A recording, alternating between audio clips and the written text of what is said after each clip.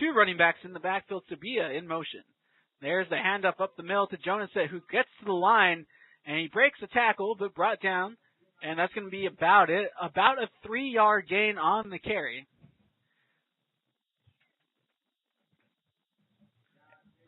As number 33, Josh Villarreal, is on the stop for the Trojans. 11:35 and counting.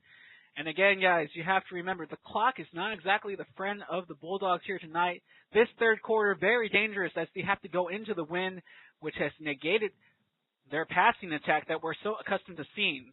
Going to see a lot of ball on the ground possibly. Pistol formation, there's the counter trap. This time it's handed up the middle once again. Breaks the tackle to the 35, to the 40.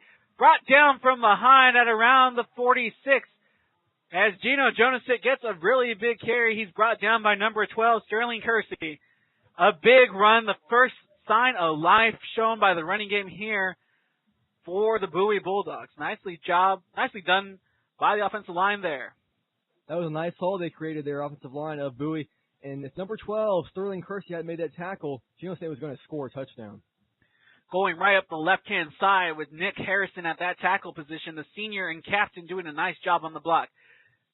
Pistol formation, two running backs as this one's given to McLeod on the outside. Gets around the outside. Surprised we didn't see the hold, and we just did. And it looks like we had a fumble at the end of the play. And it's going to be tackled and recovered by number 22, Riley Gravel. Let's see what the call is. I'm pretty sure it was holding as the outside man for the Bulldogs was trying to hook his block. And the penalty will be declined.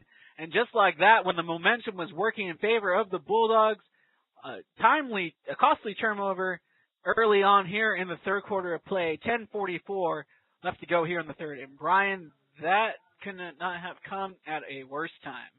Yeah, you're right about that smash. Bowie's coming in the second half here, down 14-5. First possession of the half, they fumble. Not good. So tight formation once again for this Anderson High offense. Wide receiver in full motion. There's this pitch to the dive man. No, he decides to keep it. He faked us on the outside as number 3, Easton Johnson, goes to the outside as number 5, the dash, Dante Harris, makes the tackle from his safety position. It's going to bring up second down and 7 at the 48-yard line of the Bowie Bulldogs. 10:26 and counting as Anderson has the current advantage at 14-5 in this game. Third quarter action, if you're just tuning in with us here on the Quarterback One Radio Network, Smash Simmons, along with Brian Caudill and Marcus Kirkham, bringing this live play-by-play action here from the Tony Berger Center, live in Austin, Texas. A lot of time coming off that clock as they have to huddle for every play. Anderson just ticking away at the clock. Tight formation, twins to the left-hand side. There's the hand up the middle. He's going to break it to the outside, finds the seam. And he's going to be brought down a little bit short of the first down. It looks like it will depend on where they mark him. On the carry was number 1, Daryl Bunton, as number 14, Double J, Jeremy Jackson. On the stop for the Bulldogs, that's going to bring up third down. And where they have it spotted, it looks like it's going to be a yard short. Possibly. No, actually it's 2 yards short, given our angle here. Just a little odd right there. It's just I have to say, Brian, it's an odd angle here from the booth. You're right about that. I do think we're going to see, well, actually, I don't see number 8 on the field right now for Anderson. I thought number 8, Hopkins, would get the ball here. I do see him now, but timeout by Anderson. You figure that they're going to go with their bread and butter as they line up in I formation on that one and just expect the run to go to the left-hand side that they have been tearing up against the Bulldogs' right-handed side of their defense this evening. That's Nick Harrison and number 60, Will Hopkins, have just been getting players thrown at them all evening long. Again, a very chilly and windy night here as the wind chill factor is playing big dividends here against the Bulldogs. Not exactly an easy night to throw the ball if you're going into it. Not an easy night for punting the ball either, as the Bulldogs have had 2 and very uncharacteristically horrid punts by Kyle Caceres. So not a lot doing here, but we'll see. If the Bulldogs defense can make a stand, you have to believe after all the momentum that they were given by the student body section for coming out to the field on senior night, you got to like the Bulldogs' chances. Tight formation once again, wide out to the right. This time they go up the middle, and it looks like they stuffed him as number 67 made the final hit, Robert Meadberry. And Let's see what looks like we might have a official timeout to measure. As they say, the ball should continue. And it's going to be 4th down and 1. A good stand by the Bulldogs defense. But it doesn't look like the Trojans are going to elect a punt. As they come out in the tight formation once again, do the Bulldogs have enough up front to make this stop? You got to believe it's going to be a run. Pro form formation in the back. 2 running backs in the backfield. And it's going to be a dive play. No! He is tackled from behind the line of scrimmage. Number 50, Ryan Taylor, on the stop for the Bulldogs.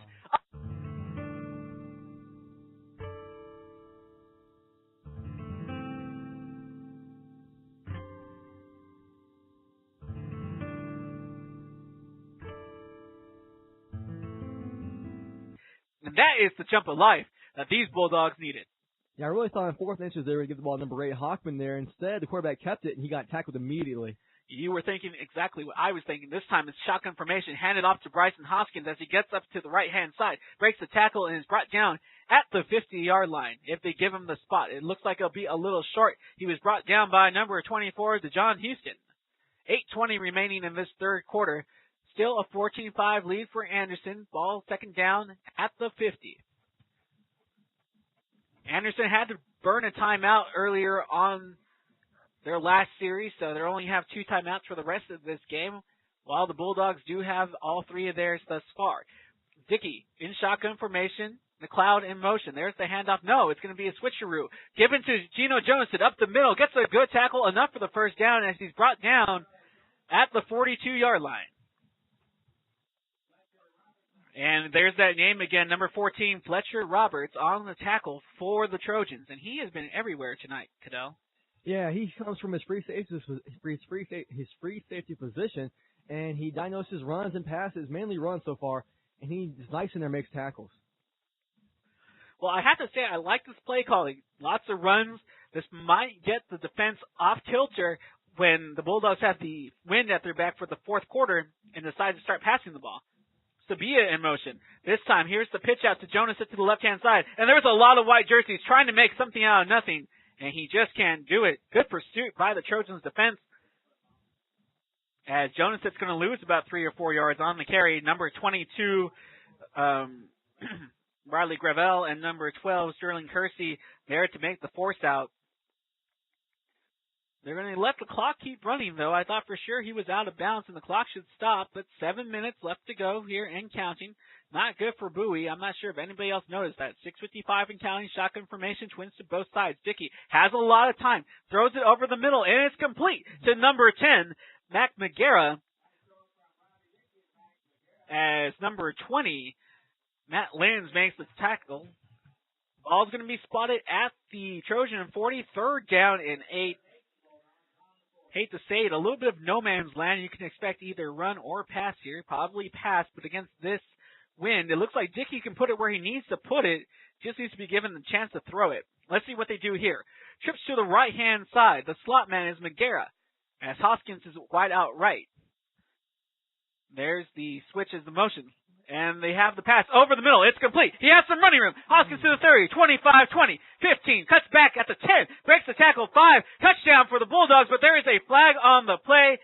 It looks like it might be an illegal pick that was set by the wide receiver on that screen. Let's see what the call is here. I have to say, as Coach Abels comes out, it does not look good. And it looks like this one's going to be going against the Bulldogs, and it is.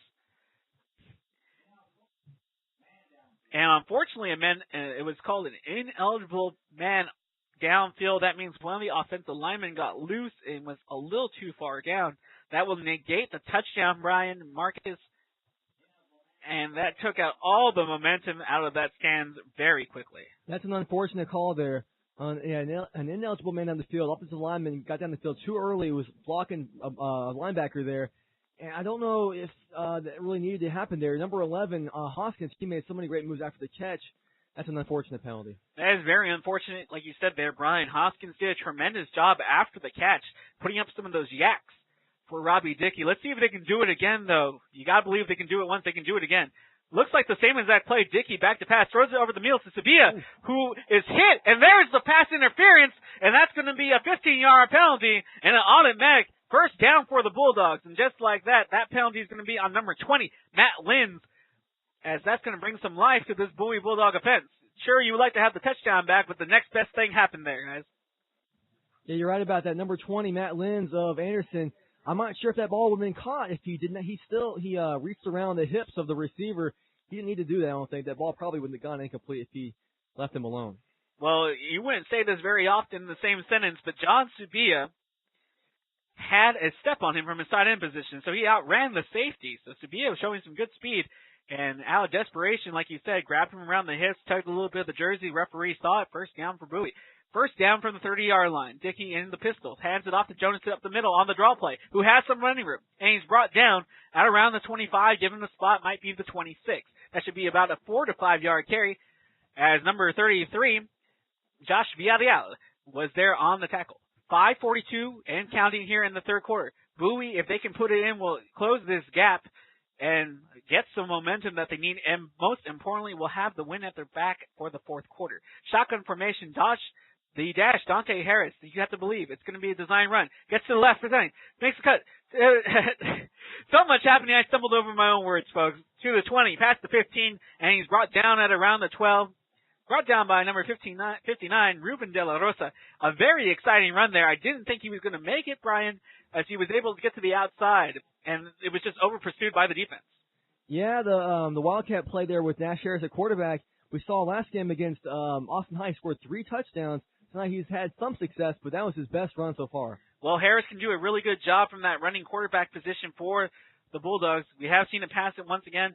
Jonas in the backfield, trips to the right-hand side. Dash Harris still in at quarterback. There's the delay. That time it's actually handed off to Jonas, who breaks the tackle to the 10. Gets down, keeps on breaking, spins to the 5, and brought down at 3. A good run by Gino Jonas. Nicely done as he's brought down by number 24, the John Houston. Top-notch effort shown by Jonas on that one, Brian. Yeah, he's running hard now. He in the first half, I'm not sure how many yards he had. It wasn't too much. I think he's already eclipsed it already in the third quarter. Looks like he definitely has done it. He's going to come out of this game for a little bit of a breather. The dash, Dante Harris still in at quarterback. This time you have number 40, the sophomore, Jake Walton, in the backfield, along with number 44, Mason Belk. This is their big line with only one wide receiver out wide. That's going to be McGarrett. There's the handoff to Dash. Up the middle. Gets in and he scores! Touchdown Bulldogs! And just like that, the Bulldogs are back in this game, 14-11 away in the extra point. You have to believe that they might go for 2 on this one to cut down the lead. It just depends. Right now they're looking at a 3-point deficit. Well, I'll take that back. They'll probably just kick the field goal, so a field goal will win the game for them. So at 4:15 left to go, we await the extra point as Kyle Costas comes in. Snap is good. The hold is up. Costas against the wind puts that one up right through the uprights with no problems. That could have been dangerous. But the Bulldogs do get the extra point. So they're only down by 1 possession, and that 1 possession could be a field goal to win this game. That might prove very important later on, I would have to say. So with 4:15 left to go in the third quarter of play, the Anderson High Trojans lead 14. But the Bowie Bulldogs are coming back on a nice touchdown run by Dash Harris and a good block by the offensive line. And the offensive coordinator doing a really fantastic job mixing things up with the Bowie Bulldogs now sitting at 12 points. So 14-12 is your score here at 4:15 left to go in the third as the Bowie Bulldogs get set to kick off.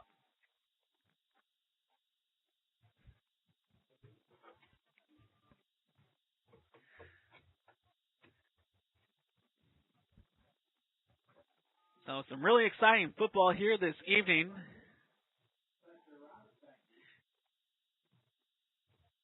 And just in case you guys are wondering out there, at the top of the 6th inning, the Rangers put on another score. So right now, at top 6, Rangers are still up to bat, and they currently lead this one 4-3 in Game 6 of the World Series in St. Louis, Missouri.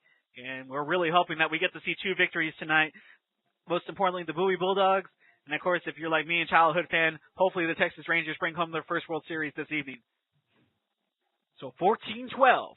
4:15 left to go in the third quarter. Bowie has some momentum back in this one as Caleb Garza gets set to kick. This one's really high against the wind. It's going to be short. There's the fair catch. And he bobbles it. And he's going to fall on it, though. Lucky break for the Trojans, as that one could have been some real trouble. But they got out of danger on that one, Brian. Yeah, he dropped the ball. Fortunately, he dove on that one. I remember in the first half, Dash Harris muffed a punt earlier, so we've seen 2 muffed punts already in this game. number 8, Adam Hockman, who's been doing a lot of work